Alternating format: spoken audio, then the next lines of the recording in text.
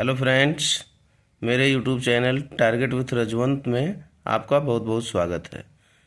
आज मैं आपको बताऊंगा analytical paragraph writing. Analytical paragraph writing जो कि बोर्ड में एक क्वेश्चन आपको मिलेगा और 5 नंबर का होता है। तो आइए शुरू करते हैं। इसमें हम एनालिटिकल पैराग्राफ राइटिंग में आपको हम बताएंगे कुछ पॉइंट्स जो कि आपको याद रखने चाहिए और ये बहुत ही लाभकारी आपके लिए साबित होंगे। How to write or attempt an analytical paragraph. कैसे हम एनालिटिकल पैराग्राफ को लिखें, कैसे अटेम्प्ट करें, आइए बताते हैं। पहला पॉइंट हमारा है जो कि आपको ध्यान देना होगा। Select the part from the available choices that you will be able to comprehend easily. अब आपको करना क्या है कि एनालिटिकल पैराग्राफ में आपको वह पार्ट सेलेक्ट करना है जो कि आपके चॉइस के हिसाब से अवेलेबल हो और जो कि आपको उसको एनालाइज करने में आसानी हो। मतलब कि 2 क्वेश्चन आपको रहेंगे, दोनों में से आपको देख के कोई भी छांट लेना है। उसके बाद सेकंड पॉइंट आपका है read the question and understand what it states. पहला काम आपको करना है कि क्वेश्चन को बहुत ही केयरफुल्ली रीड कर लेना है और उसको समझना है कि वह कह क्या रहा है, क्या स्टेट कर रहा है, क्या पूछ रहा है। ये सारी चीज़ें आपको रीड करने के बाद ही समझ में आएंगी। थर्ड पॉइंट आपको करना है कि go through the data which may be in the form of chart, graph etcetera. मतलब कि आपको डेटा के हिसाब से जाना चाहिए, डेटा के हिसाब से आपको आगे बढ़ना है जो कि आपको उसमें दिया रहेगा, चाहे चार्ट रहेगा या फिर ग्राफ रहेगा या फिर अन्य कोई डेटा दिया होगा, उसके आधार पे आपको आगे बढ़ना है। And try to interpret and analyse it.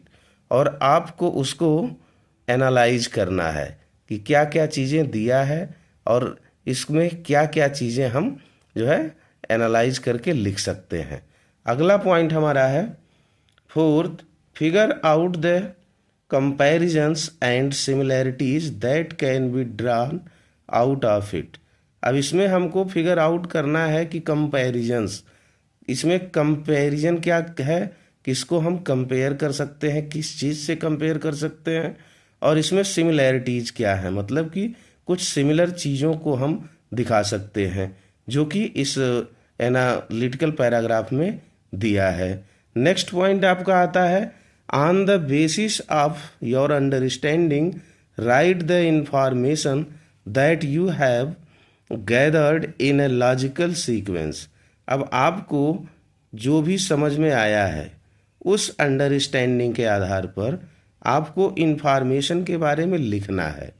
क्या लिखना है? दैट यू हैव गैदर्ड, जो कि आप उस एनालिटिकल डेटा को पढ़ने के बाद आपके पास जो नॉलेज हुआ है, जो इन्फॉर्मेशन मिली है, उसको आपको अपनी समझ के अनुसार लिखना होगा।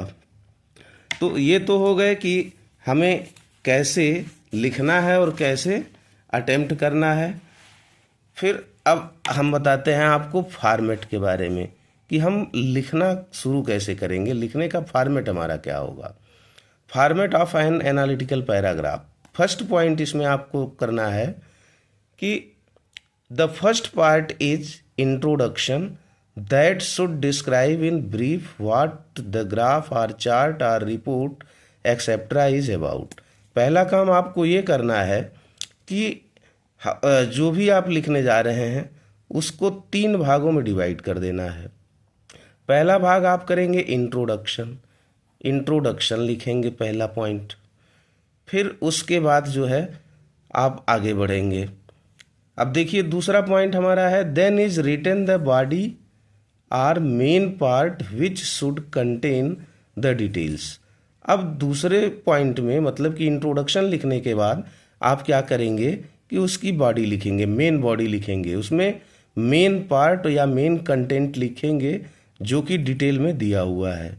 It can be broken into 2 और 3 सब पार्ट्स। अब देखिए, अब मेन बॉडी को हम क्या करते हैं, मेन बॉडी को भी हम, मेन कंटेंट को भी हम 2-3 पार्ट में डिवाइड करके, छोटे छोटे टुकड़ों में डिवाइड करके लिख सकते हैं। मतलब कि छोटे छोटे 2-3 पैराग्राफ करके हम उसको लिख सकते हैं। फिर अगला पार्ट हमारा है third point, the last part should be concluding in nature and act as the closing statement. अब लास्ट में हम क्या करेंगे, कंक्लूजन लिखेंगे। कंक्लूजन में हम क्या लिखेंगे कि जो भी चीज़ें क्लोजिंग स्टेटमेंट, मतलब कि हम अपने एनालिटिकल पैराग्राफ को अब क्लोज करेंगे तो लास्ट में जो स्टेटमेंट हमको लिखना है वही हमारा कंक्लूजन होता है, तो कंक्लूजन लिख देंगे। इस तरह से अगर आप लिखते हैं तो आपको अच्छे मार्क बोर्ड एग्जाम में मिलेंगे। आपके सामने एक एग्जाम्पल है, देखिए हम उसको थोड़ा समझाने की कोशिश करते हैं। क्वेश्चन आपका है, रमन आब्लिक Ritik has to write a paragraph on the qualities required for success.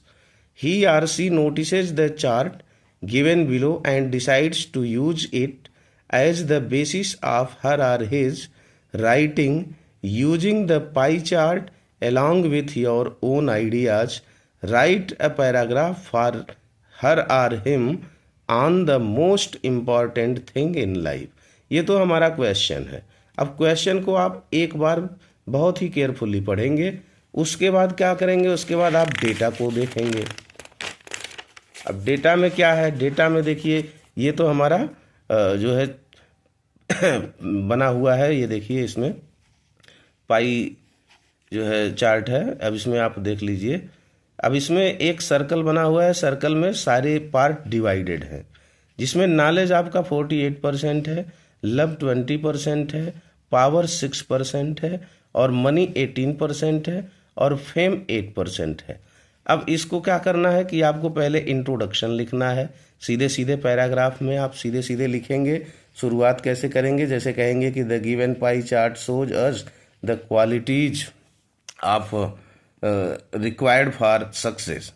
उसके बाद आप आगे बढ़ेंगे तो फिर लिखेंगे कि it offers A visual representation of people, what constitutes the most important thing in life.